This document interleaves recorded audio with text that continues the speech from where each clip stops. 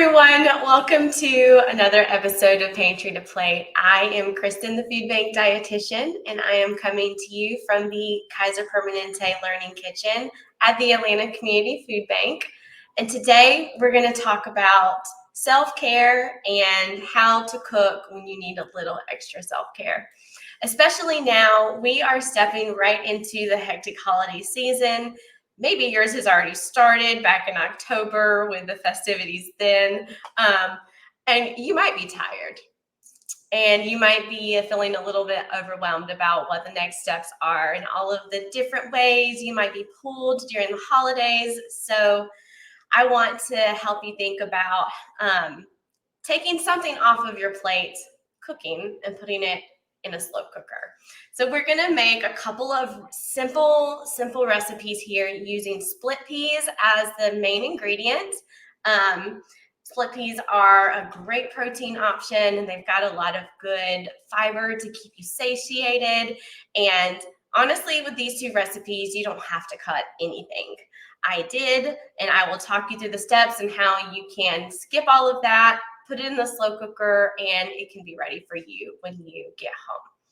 So the first recipe I'm going to make is a slow cooker corn chowder, but with split peas as your protein option.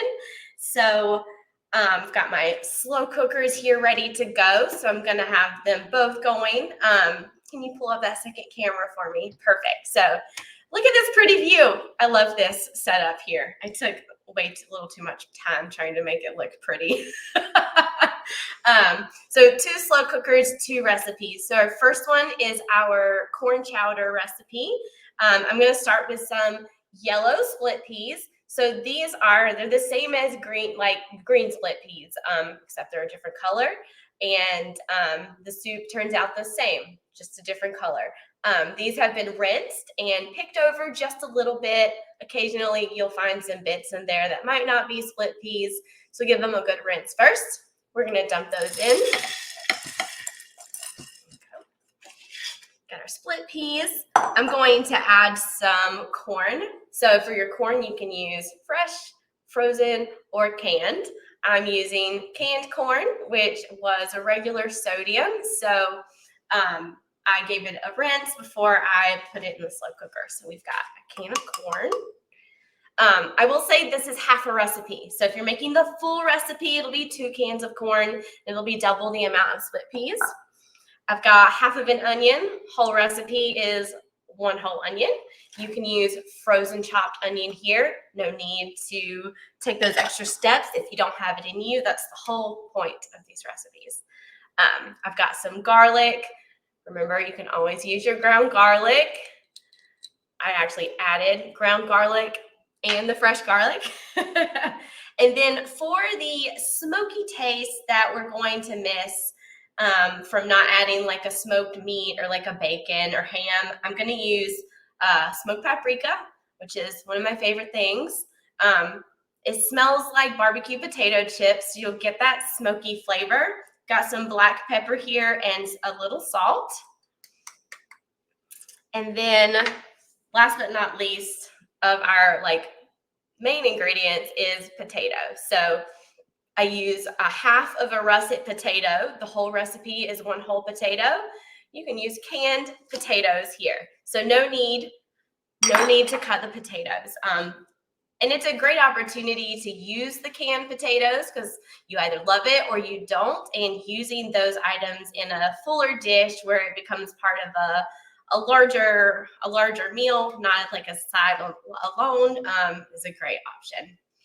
So for our liquid, we're going to be using a low sodium vegetable broth. This is technically a vegan dish. It does not have to be. You can use chicken broth or beef broth if that's what you have available. But low sodium is best if you have that available because you can always add salt, but you can't take it away. If you have a full sodium option, you could do half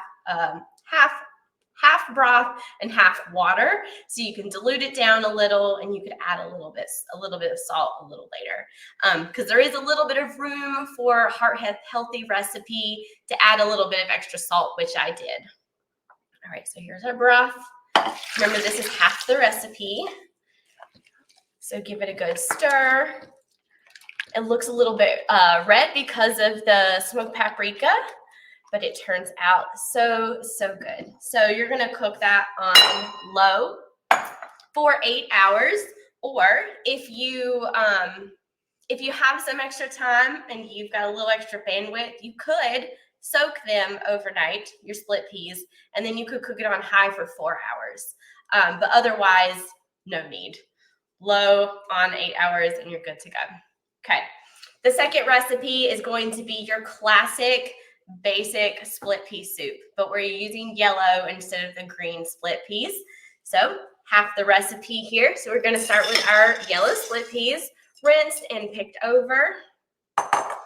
I've got your basic mirepoix, which is onions and celery and carrots. This is the French style. You can buy this already frozen in this combination at the grocery store, or you can pick the individual things and use them that way. So no need to cut these things. And we're going to add some more garlic here because garlic is the best. And then for our seasonings, I'm going to add a bay leaf. People ask what bay leaf tastes like, and you just know when it's missing. Like, it's hard to explain what the flavor is. So if you've got it, it's a great addition. The seasonings here are pepper, smoked paprika to get that like meaty flavor, and then we're going to have some dried thyme. So you can use fresh if you've got that. Mine is ground thyme, so you won't see the little flakes of thyme floating around. And there's a little salt in here because I'm using the same low sodium broth, vegetable broth. There we go. Classic. Perfect. Okay, so same situation. You're going to cook this on low for 8 hours, or you can soak it for overnight and then cook it on high for 4, depending on what your time and your bandwidth feels like at the moment. Okay, so that was real quick, right?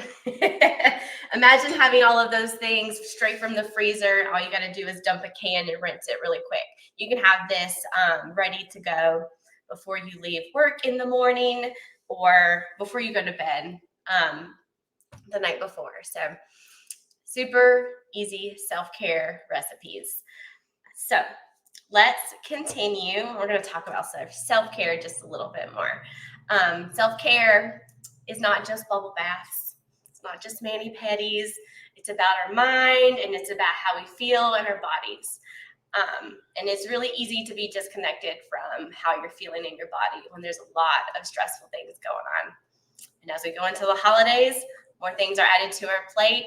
So it's a really great idea if you have 5 minutes to spare, even if you can just like go close yourself off in the restroom for a few minutes. This is a great opportunity to take a little mindfulness break. So mindfulness is just an opportunity to bring you back into the moment. Maybe you're stressed, maybe you're overly tired, and you have a lot of other things you have to do. It just brings you back into the moment, slows your heart rate down, and just lets you be aware of how your body's feeling. So there's a lot of great mindfulness activities, little techniques that you can do, but there's 2 of our favorites here on the nutrition team. One is called soup bowl breathing, and then the other one is called 5, 4, 3, 2, 1. I'm going to drop a link to a video of that one in the chat box for you to take a look. But we are going to do the soup bowl breathing together here if you've got a few minutes to spare. So let's get started. Let me grab my bowl of soup because as TV magic goes, I've got a final product. This is just realized that's off. There you go. Here is the split pea soup. There we go. This is the final. So it doesn't have that green color, but it has the classic flavor and the thick texture because those split peas are going to cook down and thicken your soup. So that's the one I chose to do our soup bowl breathing activity. So you don't have to have a bowl of soup in front of you to do this. You can also think about your favorite hot beverage. So we're going into the cold season. What's your favorite hot beverage? Maybe it's cocoa or coffee or hot tea. So any of those will work.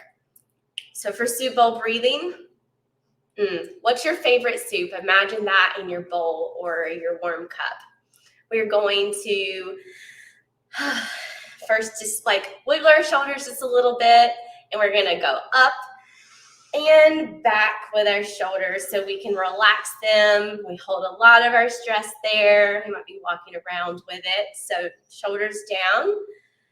Just get comfortable whether you're standing or sitting, and you're going to ground yourself on the floor. So if you are sitting, just make sure your feet are on the floor. It's really helpful. So with our bowl of soup, what we're going to do is we're going to take a big sniff of it, and then as we exhale, we're going to blow the soup because it's going to be a little too hot. We're going to cool it down so we can enjoy it. We're going to do that a couple more times. So we're going to inhale and cool your soup down. You don't want to cool your soup too fast, or you might slosh it around. You want your exhale to be slow and steady, just like your inhale. So one more time.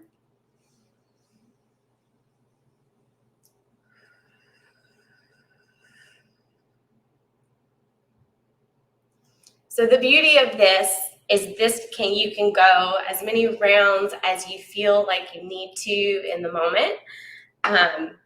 So you can set a little timer for 5 minutes, so you know you're like, that's a good solid mindfulness activity. Or if you only have a minute to just take a breather, this is a good opportunity to just try to bring yourself back into the moment before you step into the next thing on your checklist. So I hope that this is helpful. I hope that you can bring it with you into the coming weeks as we're busy.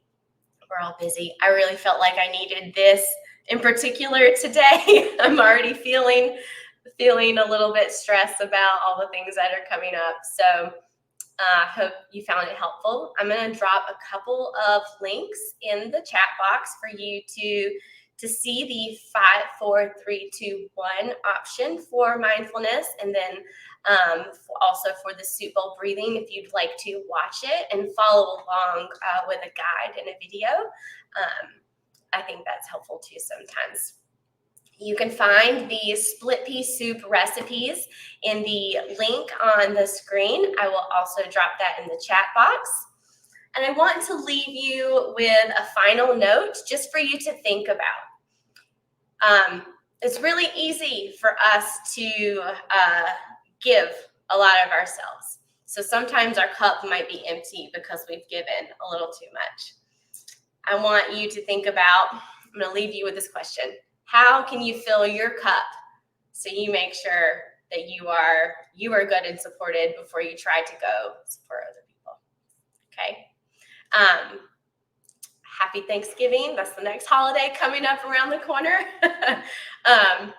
And we will see you in a couple of weeks for another episode of Pantry to Plate, talking about tackling Thanksgiving leftovers. So we'll see ya.